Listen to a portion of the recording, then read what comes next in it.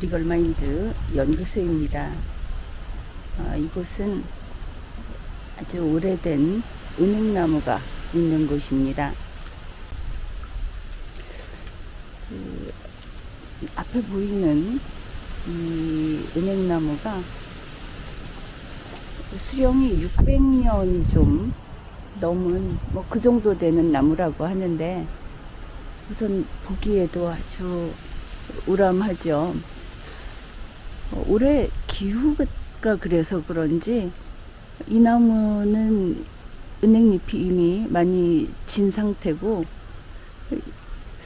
이게 그래도 암나무로서 은행 결실이 아주 좋다고 합니다.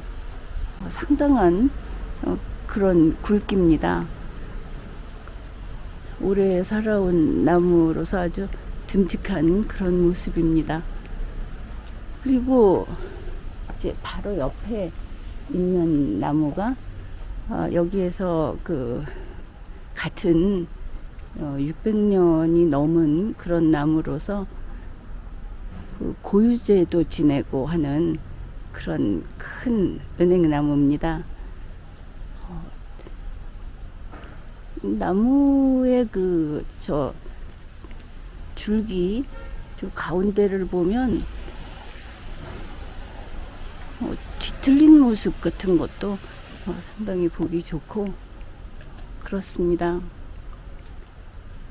이제 은행잎이 질 때가 되었죠. 보통 가을에는 은행나무가 먼저 단풍이 들고 이랬던 것 같은데, 올해는 많은 것이 다른 때하고는 달랐다, 이렇게 보입니다. 지금 요 앞에 여기가 지금 그 경주 문화원, 예전에 온고각이라고 하는 바로 그 앞에 있습니다. 600년 된 은행나무도 역시 앞에 있고, 은행나무를 다시 보여드리겠습니다.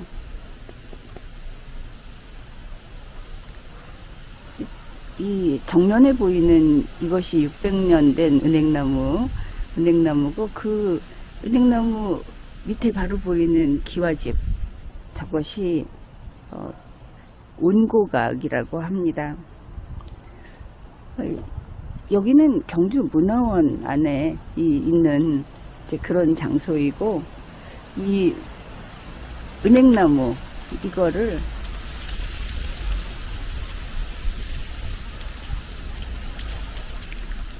경주구 동부동 은행나무라고 해서, 이게 경상북도 기념물 66호입니다. 수령 600년 이상 된 나무로서 그렇게 지정이 되어 있습니다. 저 앞에 보이는 지금 저기 앞에 보이는 기와집 이렇게 있지 않습니까? 저게 제법 오래된 기와집입니다. 저게 현재는 향토 사료관으로 그렇게 안에서 여러 가지 전시를 해놓고, 또 안내라든지 해설도 해주고 있고, 그런데 여기가 과거에 경주 관아라고 하는, 그러니까 그 군주국이었을 때 있었던 시설물, 그거의 부속 건물이다, 그렇게 지금 소개하고 있습니다. 그러니까 저 건물이 100년 이상 된 건물인 것이죠. 이 향토 사료관 저기가 원래는 온고각이라는 글자가 붙어 있었던 온고각입니다. 지금은 그 현판을 떼어서 안에다가 전시물로서 안에다가 비치해 놓고 있습니다. 이 온고각이라는 그 현판을 보여드리겠습니다. 이 온고각이라고 하는 것은 따뜻할 온, 그 다음에 옛고, 이런 글자를 써놓고 있죠. 그런데 이걸 두고 이 해설하는 분들이라든지 경주 지역에서 이 고자를 가지고 좀 이야기를 많이 합니다.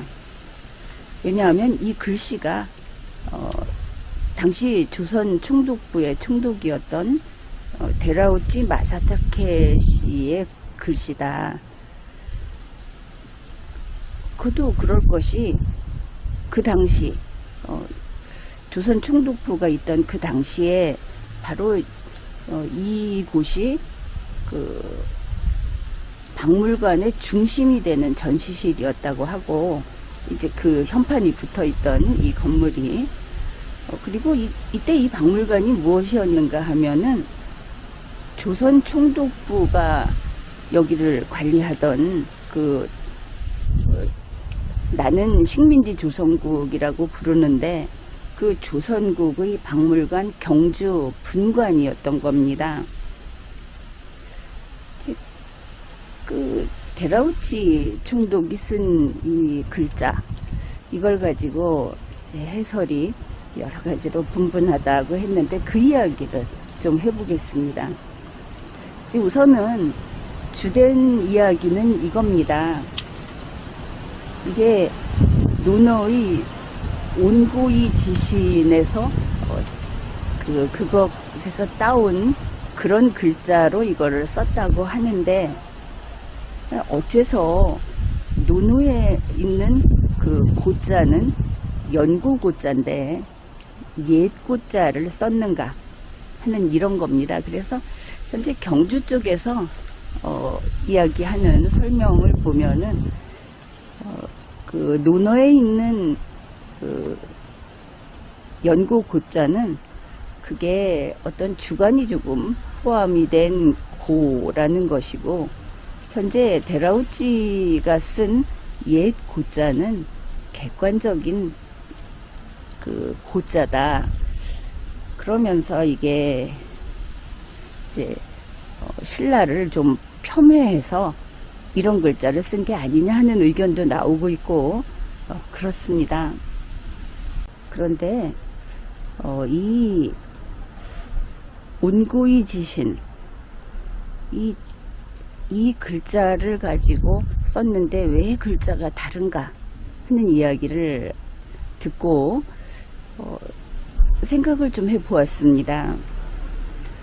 무릇 이 현판이라는 것을 쓸 때는 글을 쓰는 사람이 자기가 이 건물, 이 장소를 보고 어떤 현판을 써야 하겠다고 생각해서 쓰는 것이 아니겠습니까?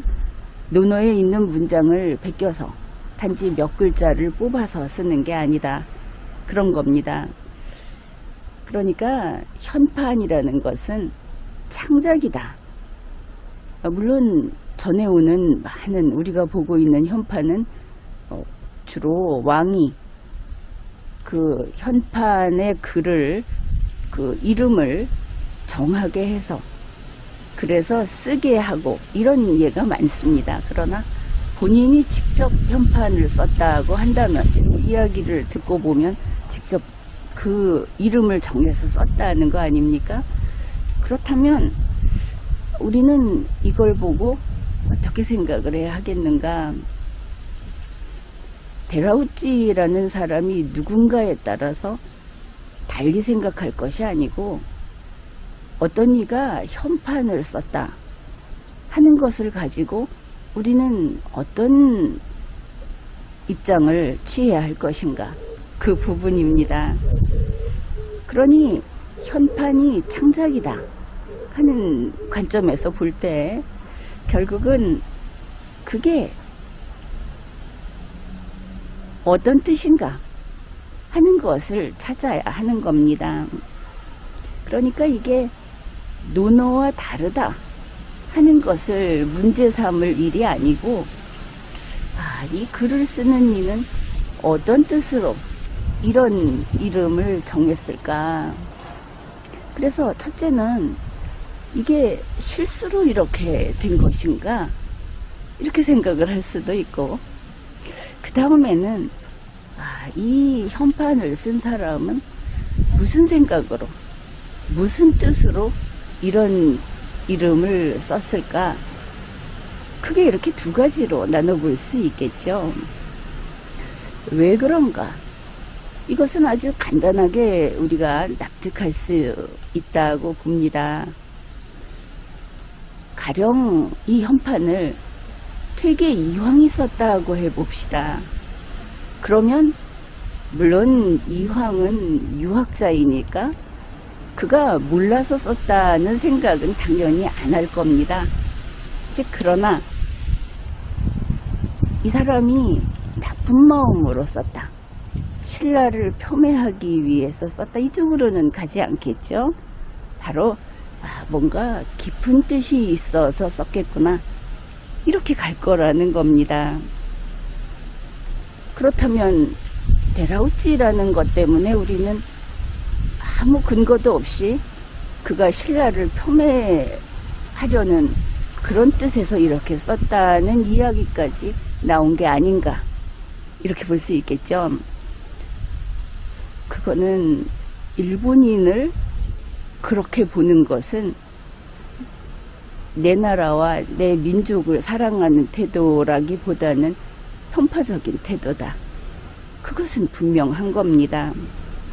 게다가 신라를 무시했다면 데라우찌가 여기까지 오지 않았겠죠. 이곳에 그런 식의 어떤 여기 현판을 쓰지도 않았을 겁니다. 결국은 그가 저 현판을 썼다는 것은 신라를, 그리고 이곳이 그 신라 유물이 있고 여긴 그야말로 유물의 고장 아닙니까? 그거를 존중한 거다. 뭐 한편으로 조금 이걸 부러워한 거다, 탐낸 거다, 이렇게 말할 수 있을 겁니다. 그렇지 않아도 그런 그 옛날 고신문을 보게 되면 해외에서 그 손님들이, 귀빈들이 오게 되면 경주를 먼저 찾았다 하는 그런 뉴스 아주 많이 볼 수 있습니다. 이 경주문화원 바로 이 그 온고각, 바로 이 건물 저 뒤쪽에 지금도 보이죠? 저 지붕 너머로 저 나무가 보이는데 저게 전나무입니다.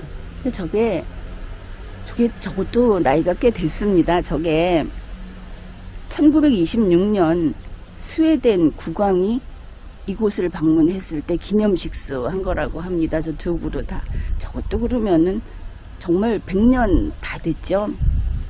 그런데 그 당시에 그 식민지 조선국의 국왕이었던 이왕이라고도 부르는 그 국왕도 이 경주를 방문하고, 또 해외에서 왕들이라든지 또 정상들이 오면은 경주를 먼저 방문했습니다.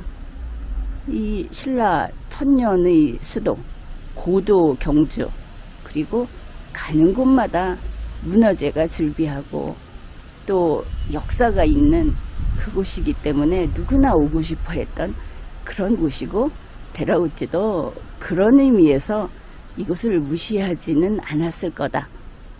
나는 그렇게 풀이를 하고 싶습니다.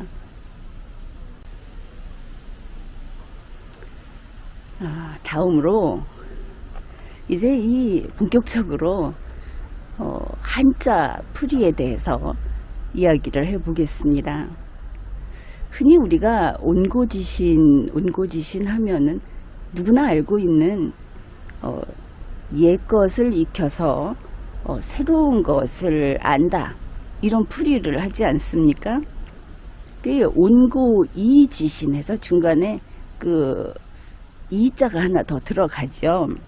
그게 과거의 일을 연구하고 그리고 그것과 연결지어서 새로운 것을 안다, 이게 이제 온고이지신입니다. 그걸 보면 과거와 현재와 미래가 연결되는 것을 알 수 있죠. 그런데 여기에서 그러면 이 온고이 지신은 온고이 지신으로 끝이냐, 이제 그 부분을 봐야 하겠습니다. 원래 이 말은 온고이 지신으로 끝이 나지를 않습니다. 자, 앞부분이 온고이 지신이고 뒷부분이 가이 위 사의라는 말이 붙어 있는 겁니다.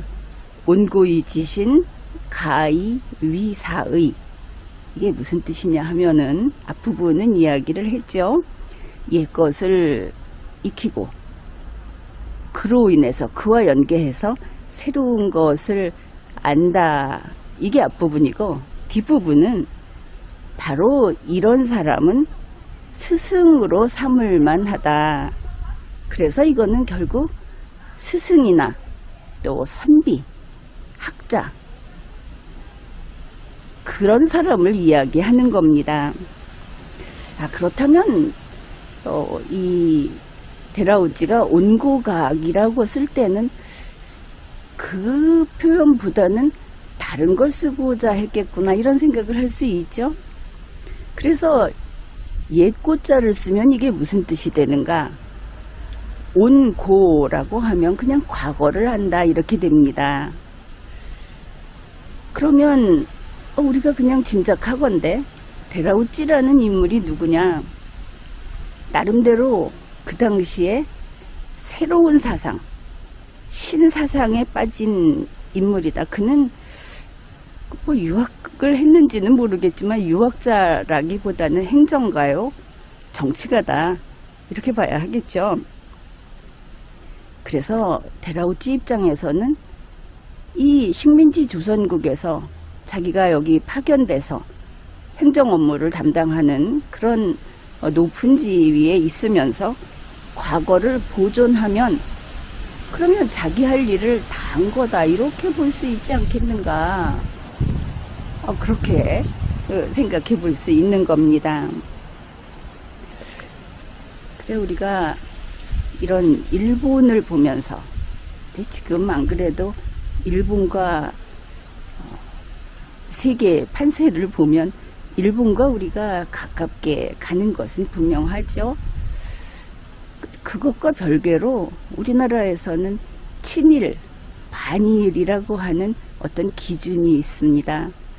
그런데 그것 때문에 우리가 얼마나 손해를 보고 있는가, 그 생각해 보셨습니까? 일본이라고 하는 그 일본 열도 그 지역은 이 한반도하고 아주 왕래가 많았던, 그리고 긴 역사 동안 교류가 있었던 곳입니다. 우선 내가 이 경주에 와서 보고 생각한 게 신라 천년, 그리고 조선 중기까지 내려온 이 이두라고 하는 것, 이게 우리 선조들이 이루어 놓은 문화, 문명을 읽어내는데 말이 안 통해서 이게 담이 되고 있구나, 담장이 되고 있구나, 그것이 참 아쉬웠습니다. 늘 생각하던 것을 더 실감하게 된 것이죠. 그런데 경주에서 이것저것을 보고 읽고 하면서 일본에서 일본 서기라는 책이 있죠. 그리고 일본에도 오래된 절도 많고 옛 기록들도 많이 있습니다.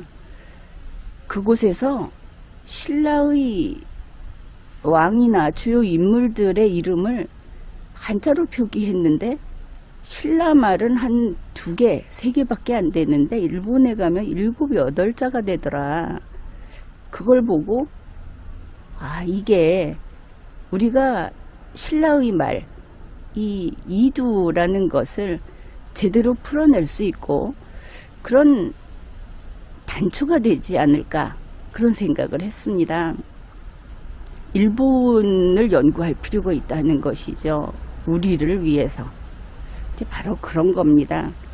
일본이 우리 것을 무엇을 훔쳐갔다, 빼앗아갔다 하는 것과 별개로 일본이 기억하고 일본이 기록하고 있는 우리의 역사, 그거를 같이 나누어서 우리가 우리의 역사를 다시 이해하는데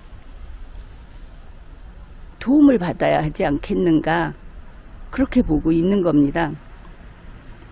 여기에 물론 기준이 있습니다.